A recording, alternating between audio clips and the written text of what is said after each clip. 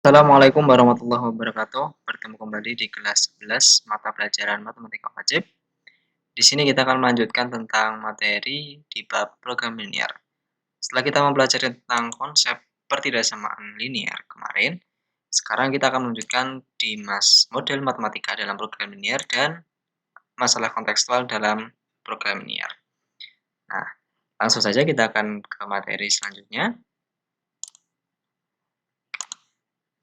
Oke, permasalahan kehidupan sehari-hari. Nah, dalam kehidupan sehari-hari itu kita jumpai beberapa kasus yang melibatkan pembatasan suatu hal. Nah, ini, pembatasan suatu hal. Perhatikan beberapa masalah pertidaksamaan berikut. Nah, ini kita perhatikan ya. Ada sebuah lowongan kerja mensyaratkan pelamar dengan batas usia tertentu. Nah, berarti di sini kita menemui pembatasan tersebut adalah batas usia. Nah, jadi beberapa usia tertentu menjadi syarat adanya lowongan kerja.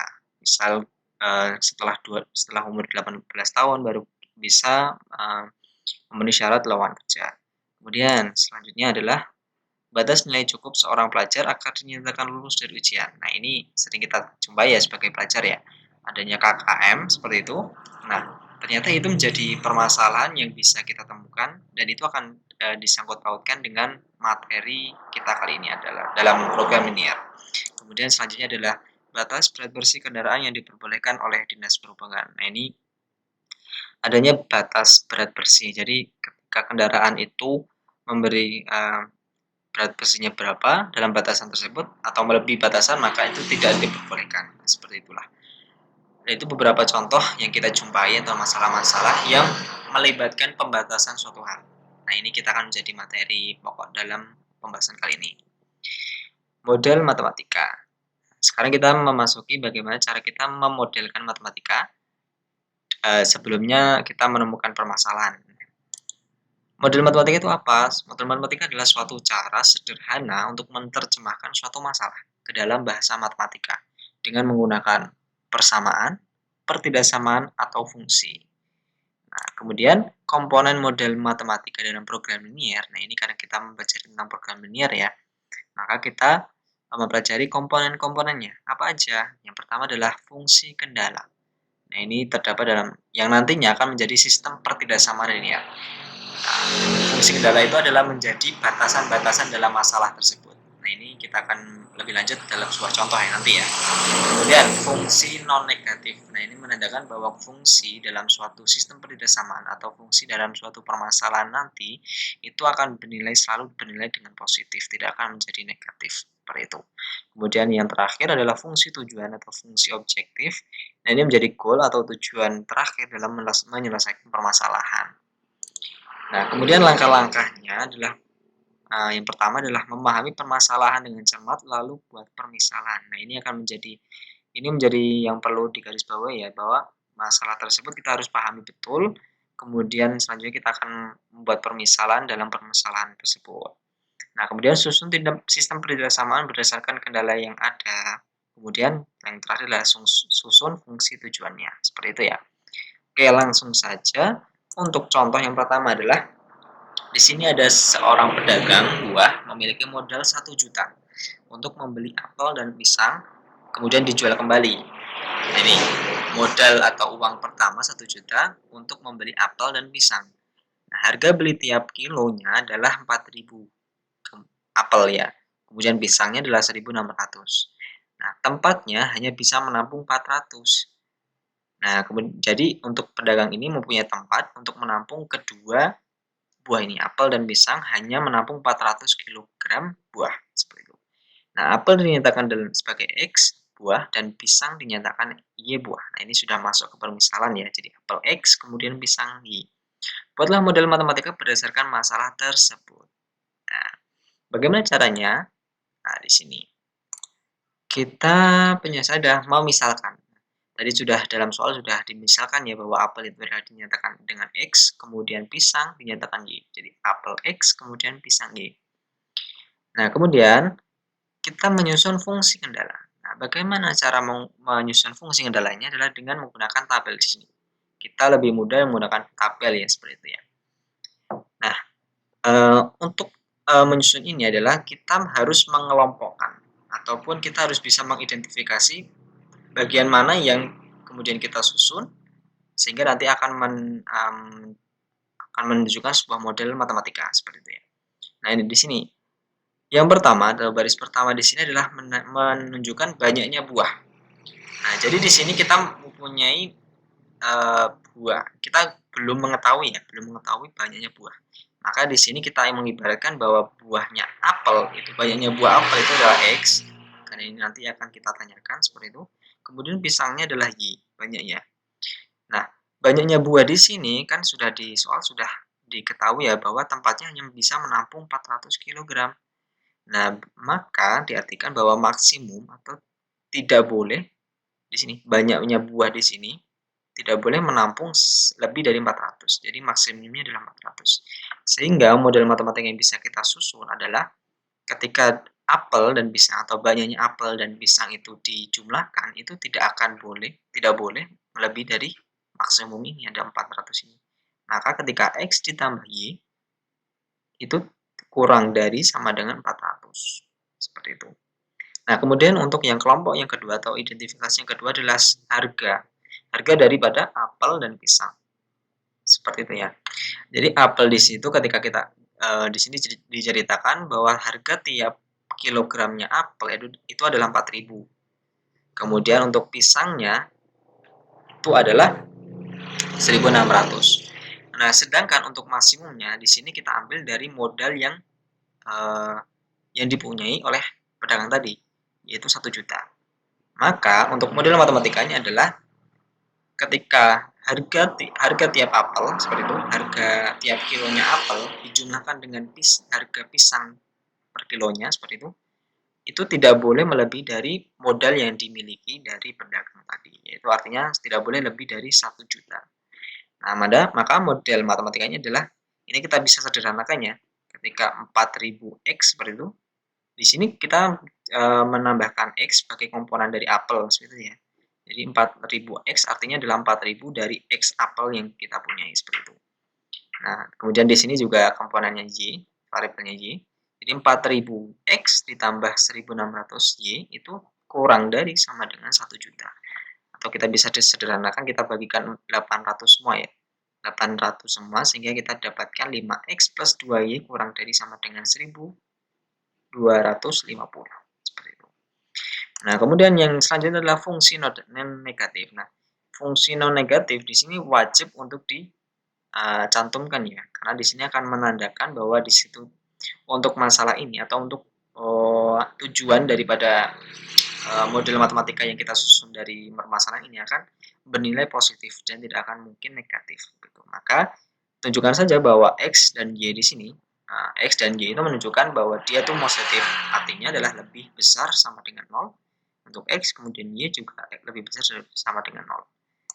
Nah, di sini kita sudah kesimpulannya. Jadi model matematika yang dapat dibuat yaitu ambil di sini X plus Y kurang dari 400, kemudian selanjutnya adalah 5X plus 2Y kurang dari sama dengan 1.250, kemudian untuk fungsi non negatifnya X lebih besar dari 0 dan Y lebih besar dari 0. Nah, seperti itu ya, bisa dipahami. Nah, kita belajar lagi contoh yang kedua. Perusahaan Galang Jaya memproduksi alat-alat barang elektronik yaitu transistor, kapasitor, dan resistor. Perusahaan harus mempunyai ketersediaan paling sedikit 200 resistor, 120 maaf ya, 120 transistor dan 150 kapasitor yang diproduksi melalui dua mesin, yaitu mesin A untuk setiap satuan jam kerja hanya mampu memproduksi 20 resistor, 10 transistor, dan 10 kapasitor. Sedangkan untuk mesin B, di sini ya, untuk setiap satuan jam kerjanya hanya mampu memproduksi 10 resistor, 20 transistor, dan 30 kapasitor. Jika keuntungan untuk setiap unit diproduksi mesin A dan mesin B berturut-turut adalah 50.000 dan 120.000, bentuklah model matematika masalah perusahaan Galang Jaya. Nah, ini kita harus memahami betul ya untuk permasalahan di sini. Kita menguraikan penjelasannya adalah yang pertama adalah kita langsung ke fungsi kendala seperti ini ya. Nah, di sini kita awali dari kita menunjukkan bahwa yang di sini diproduksi melalui 2 mesin. Nah, hanya mesin A kemudian mesin B. Sedangkan untuk sumbernya atau artinya adalah sumber di sini adalah, yang dipunyai oleh, eee, Galang Jaya seperti itu ya, yang harus diproduksi seperti itu. Yang harus diproduksi adalah ya ini, tiga, eee, barang elektronik. Ini resistor, transistor, atau kapasitor seperti itu ya. Nah, kemudian karena hanya 2 mesin, maka kita hanya membandingkan mesin A kemudian mesin B seperti itu. Yang akan kita misalkan ya. Jadi nanti di sini kita bisa misalkan dulu nggak apa-apa. Jadi mesin mesin A nanti adalah X seperti itu, yang X. Kemudian mesin B adalah Y seperti itu ya. Ini bisa ditambahkan keterangan sendiri ya. Mesin A adalah X, kemudian mesin B adalah Y. Kemudian kita tentukan maksimum dan model matematikanya. Nah, di sini untuk sumber yang pertama atau alat produksi, alat barang yang diproduksi, yang pertama adalah resistor. Nah, resistor di sini yang pertama, mesin A itu mampu berapakah resistor yang bisa diproduksi dalam satuan kerjanya, yaitu kita lihat. Nah, di sini mesin A untuk satuan jam kerja hanya mampu memproduksi 20 resistor. Ya, di sini. Jadi hanya 20 seperti itu ya. Nah, sedangkan untuk mesin B itu berapa? Mesin B itu hanya memproduksi adalah 10 resistor. Nah, di sini 20 dan 10.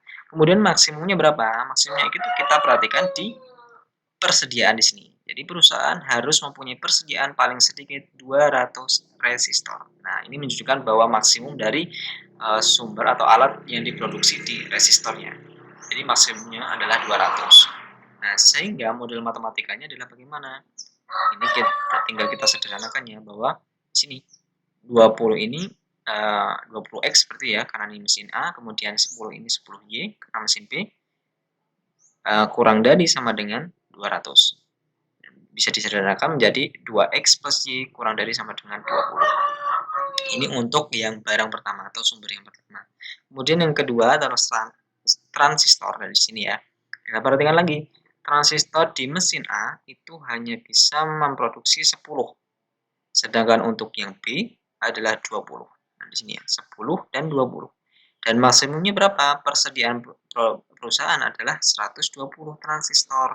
Seperti itu. Nah, maka bisa kita sederhanakan menjadi di sini X plus 2Y kurang dari sama dengan 12. Nah, selanjutnya adalah kapasitor. Nah, kapasitor di sini untuk mesin A di sini memproduksi 10 kapasitor. Sedangkan untuk B adalah 30 kapasitor. Kita tuliskan ya, 10 untuk mesin A, kemudian mesin B 30. Nah, maksimumnya berapa? Di sini kita perhatikan persediaan dari perusahaan hanya paling sedikit adalah 150 kapasitor. Jadi tidak boleh ya, tidak boleh lebih dari 150. Sehingga kita bisa memodelkan di sini X plus 3Y kurang dari sama dengan 15. Kita bisa sederhanakan ya di sini ya. Oke. Nah, di sini kebetulan dalam soalnya itu ada yang namanya fungsi tujuan. Nah, fungsi tujuan di sini adalah artinya apa? Fungsi tujuan itu adalah tujuan yang nantinya akan menjadi perusahaan yang akan dicari perusahaan. Entah itu akan meminimalkan modal seperti itu atau memaksimalkan produksi. Nah, di sini jika keuntungan untuk setiap unit diproduksi mesin A dan mesin B berturut-turut adalah 50.000 dan 150, tentulah model matematika masalah perusahaan. Jadi di sini mesin A itu adalah keuntungannya setiap unitnya setiap unitnya itu adalah 50. Nah, kemudian untuk mesin B itu keuntungannya adalah 150 per setiap unit yang diproduksi. Seperti itu. Nah, maka untuk model matematikanya adalah tinggal kita jumlahkan seperti itu. 50.000 X plus 120 ya, 120 Y. Ini menjadi model matematika dari fungsi tujuannya. Nah, jangan lupa untuk fungsi non negatifnya adalah X lebih besar dari 0 dan Y lebih besar dari 0. Oke, untuk selanjutnya adalah menentukan nilai optimum. Nah, nilai optimum itu seperti apa? Nilai optimum adalah yang dimaksud adalah di sini. Nilai suatu fungsi sasaran atau fungsi tujuan ada dua kemungkinan, yaitu bisa bernilai maksimum ataupun minimum. Ini bisa diperhatikan lah. Untuk nilai optimum itu bisa bernilai maksimum atau minimum. Nah, istilah nilai minimum atau nilai maksimum disebut juga nilai optimum atau nilai ekstrim. Jadi pembahasan kita selanjutnya adalah bagaimana konsep menentukan nilai optimum suatu fungsi tujuan dari suatu masalah program linear. Nah, fungsi tujuan itu sudah kita bahas tadi ya. Sudah kita bahas tadi fungsi tujuan itu seperti apa. Nah, bagaimana selanjutnya adalah langkah-langkah untuk menentukan nilai optimum. Nah, yang pertama adalah tentukan DHP-nya atau daerah himpunan penyelesaian. Nah, kemudian yang kedua adalah tentukan koordinat titik pojok DHP-nya. Nah, jadi ketika DHP itu sudah ditentukan, maka DHP-nya itu mempunyai titik-titik yang menjadi membentuk dari DHP-nya tersebut. Nah, kemudian untuk selanjutnya ketiga adalah substitusikan koordinat ke titik ekstrim ke fungsi tujuan. Nah, jadi fungsi tujuan itu nanti akan menjadi fungsi yang akan kita substitusikan untuk koordinat titik pojok atau titik ekstrimnya yang berada di DHP-nya. Nah, di sini ambil nilai terbesar jika yang ditanya adalah nilai maksimum, kemudian ambil nilai terkecil jika yang ditanya adalah nilai minimum. Kita langsung ke contoh ya. Oke. Contoh. Nilai maksimum dari fungsi f x y sama dengan 3x plus 4y. Nah, di daerah arsiran adalah, nah di sini nilai maksimum f x y. F x y menunjukkan sebuah fungsi tujuan atau fungsi tujuan ya, fungsi objektif. Jadi ini kita belum ke permasalahannya. Nah, dari fungsi yang dari daerah arsiran yang mana? Nah, di sini. Di sini kita sudah tentukan untuk DHP-nya di sini ya. Nah, langkah yang pertama adalah kita menentukan model seperti ya, model dari setiap model matematika ataupun persamaan dari garis ini. Nah, untuk garis yang merah ini dengan cara bagaimana kemarin sudah kita pelajari ya untuk menunjukkan ini persamaannya seperti apa. Ketika di sumbu Y, maka di sini A itu berpasangan dengan X, maka ini 2X. Nah, kemudian untuk yang sumbu X seperti itu berpasangan dengan Y, maka di sini 1Y atau Y satunya dianggap tidak perlu ditulis ya. Maka 2X plus Y sama dengan perkalian dari 2 kali 1, 2. Nah, sama dengan garis orange. Nah, di sini juga di sini X seperti itu. Kemudian untuk 3Y ini diambil dari untuk di sumbu X atau B di sini ya. Sumbu X itu kan B sama dengan 3, kemudian berpasangan dengan Y, maka 3Y sama dengan perkalian dari A dan B, 1 kali 3, 3. Nah, tujuan daripada menentukan dari persamaan ini adalah kita sudah mengetahui DHP-nya. Kita sudah pula mengetahui titik pojok yang ada di DHP di sini. DHP-nya yang titik pojok yang pertama adalah, kita ambil dari sini ya. Titik pojok dimaksud adalah titik-titik yang membentuk dari DHP-nya. Yang pertama di sini adalah 0,1. Nah, di sini titik sini 0,1 ya. Nah, kemudian titik yang kedua adalah 0,0 di sini. Oke, paham ya? Kemudian untuk yang kedua adalah 1,0 di sini. Nah, sekarang yang menjadi pertanyaan adalah di sini. Di sini tuh berapa? Atau kita bisa sebutkan A seperti itu ya.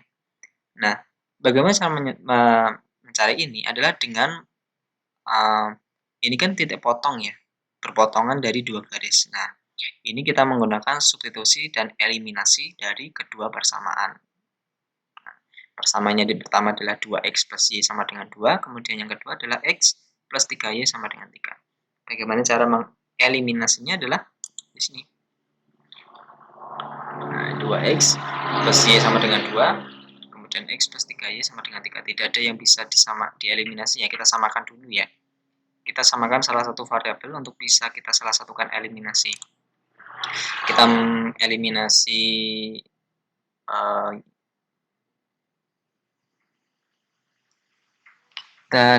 ya salah satu ya. Nah, di sini kita samakan. Oke, ini kali 1 ya seperti ya. Ini Nah, maka ini di sini ya. 2x plus y, kita eliminasi yang y-nya, kita ubah menjadi 3. Maka ini kalikan 3 semua, seperti ini. Yang untuk baris ini. Kemudian yang di sini, karena 3y-nya sudah, maka ini kalikan 1, bukan 2 ya. Kalikan 1. Ini kalikan 1, maka tetap ya. Sehingga kita bisa eliminasi untuk yang y. Nah, kalau eliminasi berarti pengurangan, seperti itu ya. Maka di sini juga dikurangi 6x kurangi x sama dengan 5x. Kemudian 6-nya juga, 6-nya dikurangi 3 sama dengan 3.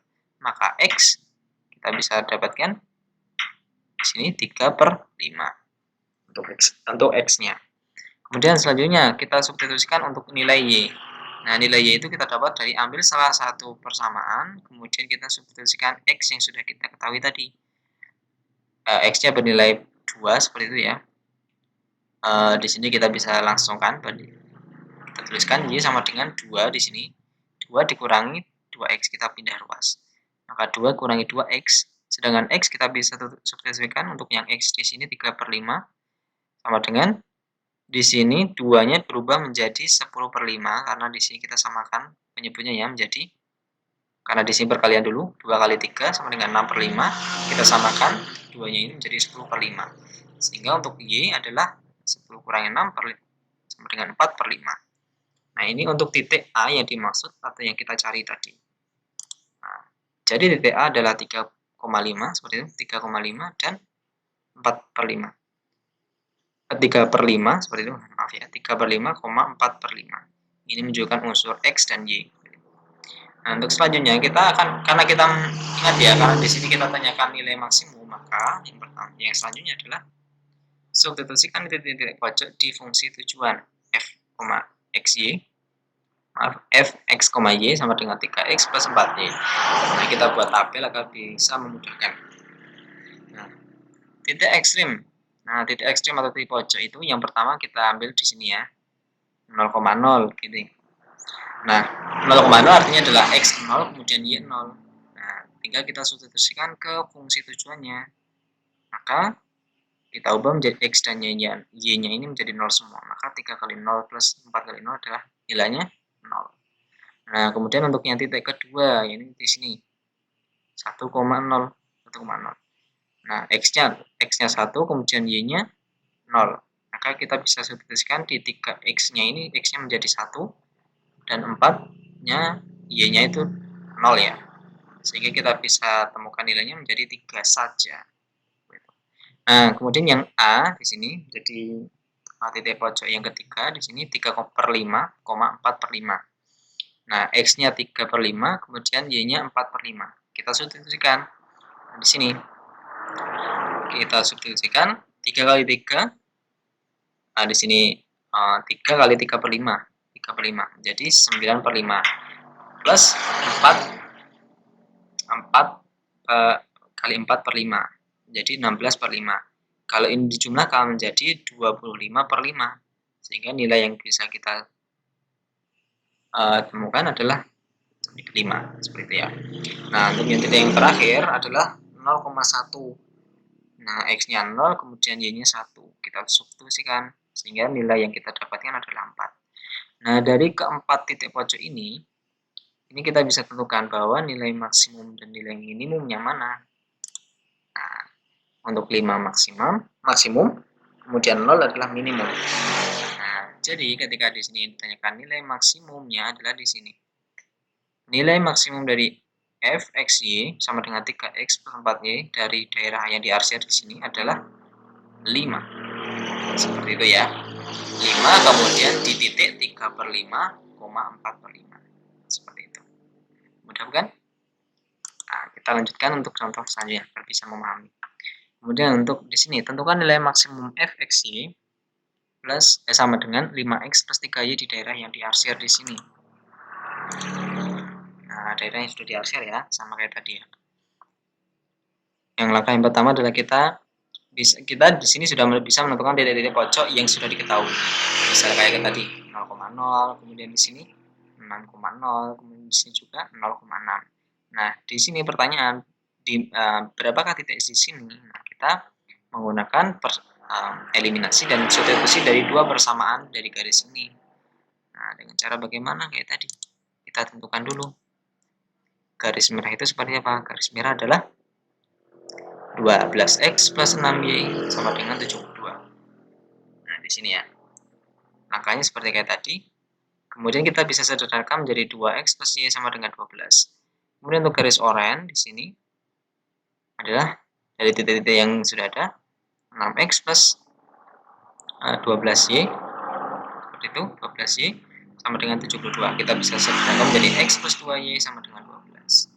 Nah, kita mencari a, sebuah titik a di sini dengan cara eliminasi dan substitusi.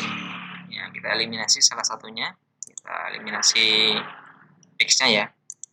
Nah, maka di sini kita dapatkan, kita kalikan 1 untuk yang di atas karena x-nya sudah menjadi 2. Kemudian kita kalikan 2 untuk yang bagian bawah di sini karena x-nya sudah 1.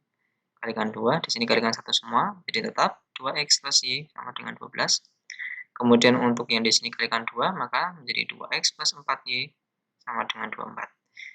Kita eliminasi x, 0 seperti itu, kemudian y-nya adalah 1 dikurangi 4, atau y kurangi min 4, dikurangi 4y, seperti itu ya, jadi min 3y. Dan 12 ini juga kita kurangi, 12 dikurangi 24 sama dengan min 12, sehingga y adalah sama dengan 4. Kemudian kita substitusikan nilai y ke dalam satu persamaan. Salah satu persamaan ini untuk mencari x, y-nya adalah 4, maka 2x. Berarti 2x sama dengan 12 min 4. 12 min 4 adalah 8. 8 bagi 2 adalah 4.